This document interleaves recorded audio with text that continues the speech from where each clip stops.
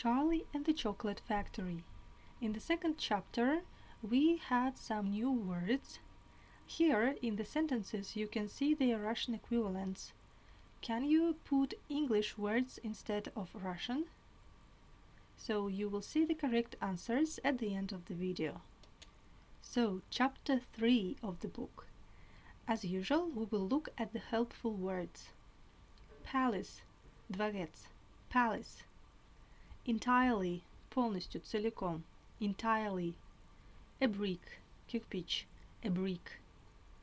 A tap, кран, a tap. To warn, предупреждать, to warn. To last, продержаться, to last. To nibble, откусывать, to nibble. Sank, форма прошедшего времени от глагола sink. To sink, опускаться, to sink. Sticky, липкий, sticky.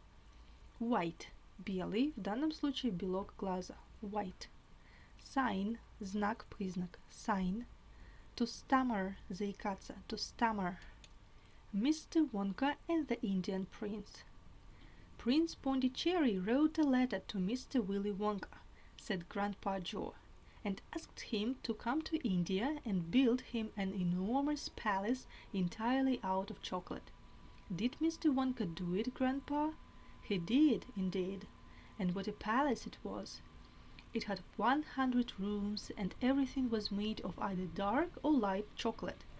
The bricks were chocolate, and the windows were chocolate, and all the walls and ceilings were made of chocolate, so were the carpets and the pictures and the furniture and the beds. And when you turned on the taps in the bathroom, hot chocolate came pouring out. When it was all finished, Mr. Wonka said to Prince Pondicherry, "I warn you, it won't last very long, so you'd better start eating it right away."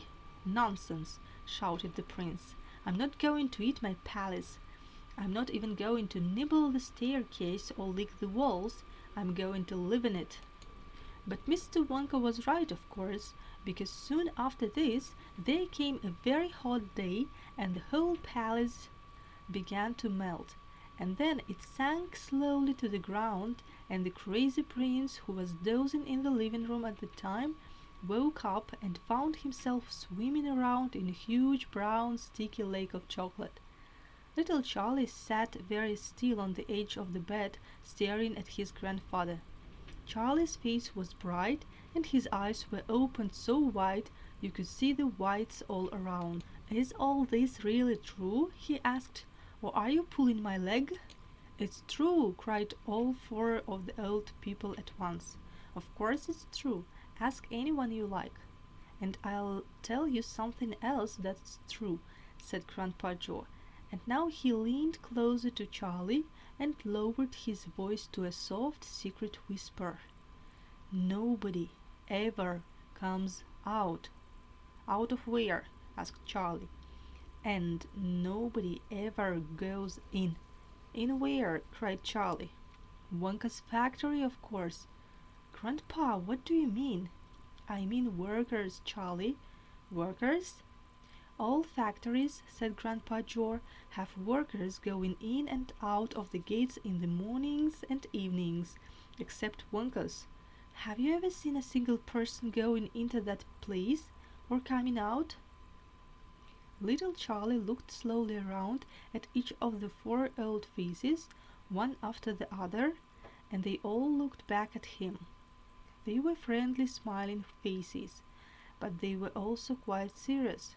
There was no sign of joking or leg pulling on any of them. "Well, have you?" asked Grandpa Joe. I really don't know, Grandpa," Charlie stammered. "Whenever I walk past the factory, the gates seem to be closed." "Exactly," said Grandpa Joe. "But there must be people working there." "Not people, Charlie.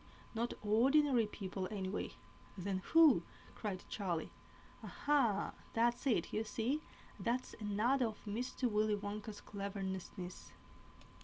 "Charlie, dear," Mrs. Bucket called out from where she was standing by the door. "It's time for bed. That's enough for tonight." "But, Mother, I must hear." "Tomorrow, my darling." That's right, said Grandpa Joe.